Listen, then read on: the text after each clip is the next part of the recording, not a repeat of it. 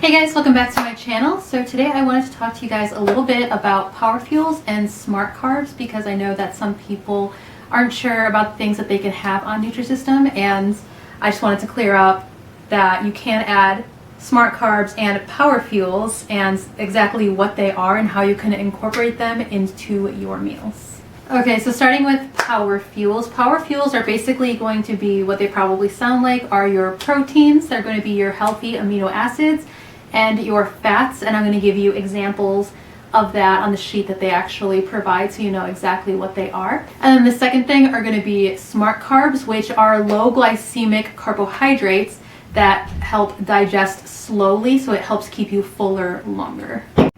So for now, I'm actually going to refer to their examples here because it'll actually tell you how much of each you should be eating. So the examples of the Powerfuels are something like almonds, which is 2 tablespoons, cheese, like reduced fat cheese, it's either like a slice or a 1/4 cup shredded. Then you have your chicken breast, which is 2 ounces, cottage cheese, 1% fat, 1/2 cup, a large egg or egg whites, and then lunch meats with no salt, milk, usually fat-free, peanut butter, 1 tablespoon, turkey breast, and yogurt.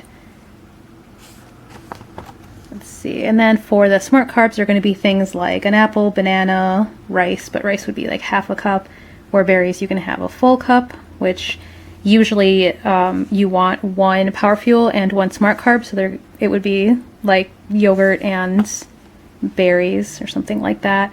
Black beans, hummus, and then it would be a medium orange, 1/2 cup of peas, pasta, 1/2 cup since it's really dense, seal cut oatmeal, 1/2 cup, and 100% whole grain bread, and just 1 slice. So then if you did maybe a whole wheat bread, and then you could have, I don't know, like some cheese on top of it or an egg on top of it or something like that, or you can have it with turkey breast. And that's just kind of how they do it, because like when you go into here, it'll tell you what you should be eating. Sorry, the light's kind of everywhere. So for breakfast, it tells you that you have to eat the Nutrisystem breakfast, obviously, but then you can add a Powerfuel. And then as your morning snack, you can have a Powerfuel, and a lot of times you can actually have the Nutrisystem shake, which counts as a Powerfuel.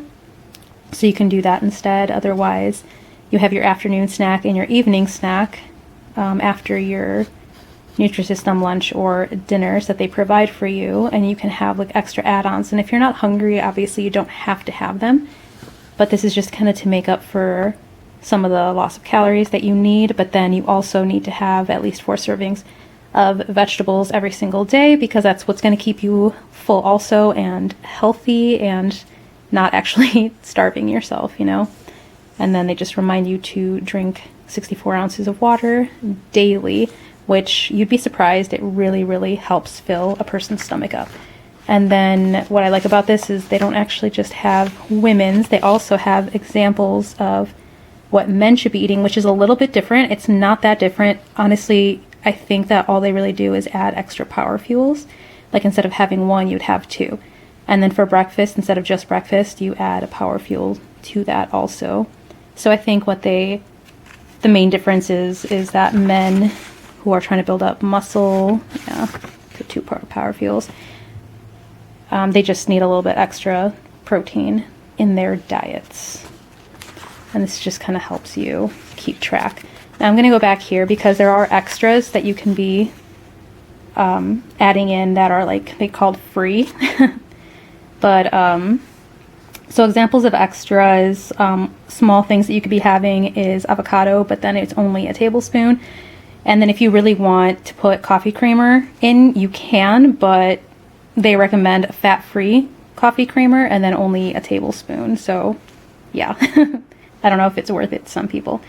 You can have a little bit of cream cheese, maple syrup, which is only like a teaspoon. Popcorn is a cup, which isn't too bad. And then if you want to be making salads and things like that, you can put in a tablespoon of salad dressing, which is reduced fat, which might be like an Italian dressing or something like that.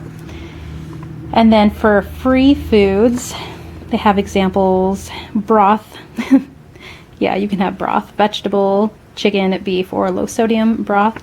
You can add garlic or ginger to things, lemon or lime juice, instead of having salad dressing or putting it into your water, which is kind of an obvious thing. And then you can have salsa, which is something that I really, really like to do. I like to add salsa to my eggs in the morning because it's free and it tastes a lot better that way. And then certain spices like mustard, oregano, parsley, cumin. Obviously you don't want to do things like ketchup or mayo because they're really high in fat and really high in sugar. And then sweeteners, as long as it's calorie free, you should be okay to add things like that. Like if you need a little bit of sugar in your coffee, just make sure that it's a calorie-free option. Last thing I wanted to share with you guys was drinks, because that is actually something that I do get asked a lot in some of my other Nutrisystem videos, where you see that my coffee isn't black, and then I had people in the comments asking what's in my coffee and stuff because they thought that you could only drink it black. I did put a little bit of coconut creamer inside of it, but it was also low sugar and it was low fat. But then there's other choices, besides water that you can be drinking, and I'm gonna show you. So for calorie-free choices, you can be drinking black coffee.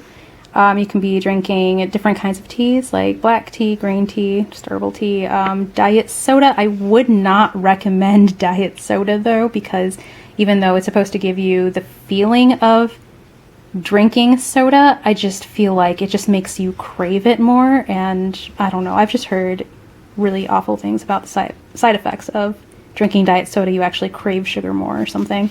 Anyway, iced tea, but it has to be unsweetened iced tea. And then seltzer water, plain or flavored water, which is something that I really like. I like bubbly water, not diet soda or anything, but just different flavored waters that are bubbly. Then since tomorrow I start this plan for the week, I already wrote down everything. I already separated everything that I plan to eat, that way I don't have to think about it, and actually all of my snacks. So I would highly recommend that you do that too, just to keep track of what you're going to eat.